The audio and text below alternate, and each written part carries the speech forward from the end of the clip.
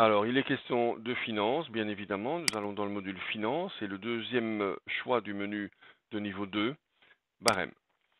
Alors, même si Elaïs permet la génération, la création de barèmes au forfait, pourcentage, etc., nous allons rester pour des questions d'explication, donc les grands principes dans les activités en régie.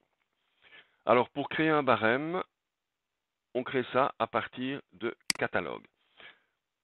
Catalogue de personnel. Alors, si vous allez dans la vidéo personnel, contact personnel, vous verrez qu'on assigne chaque personne à un groupe barémique bien précis. Voilà des catalogues de personnel ou de groupes barémiques. Ensuite, nous avons le catalogue des prestations horaires. On trouve, qui sont classés par groupe. Premier groupe terrain, bureau, développement, etc. Dans le terrain, nous avons GPS, polygonation, détail, bureau, dessin, secrétariat, rapport, etc. Même chose pour n'importe quel groupe, nouveau groupe qu'on créerait. Et enfin, nous avons un catalogue de frais, classé de la même manière par groupe. Groupe terrain avec du déplacement, des bornes, groupe bureau avec des impressions, des scans, des photocopies, etc., etc.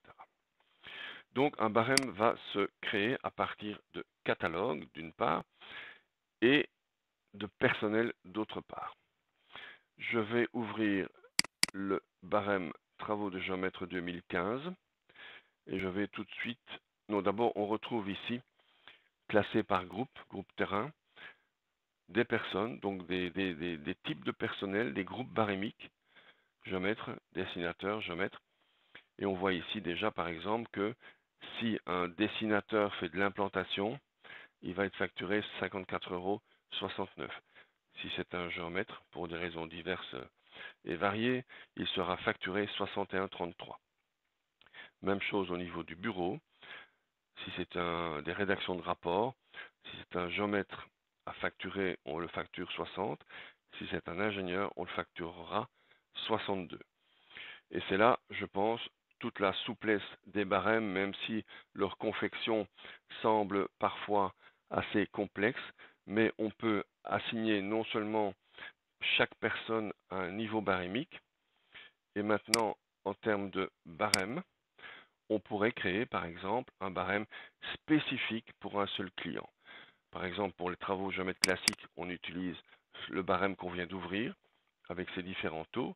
Et on peut imaginer, par exemple, que si l'on travaille toujours pour le même architecte avec lequel on a pris des accords, on peut créer un barème spécifique pour cet architecte-là et appliquer et ouvrir plutôt un dossier basé sur ce barème en question. Je terminerai ce rapide survol par un graphique, un organigramme. Voici ici le barème régie travaux de géomètre, celui qu'on vient de voir. Et on voit ici donc le nom du barème, les deux grands groupes de prestations, avec dans chaque groupe une série de prestations et leur code.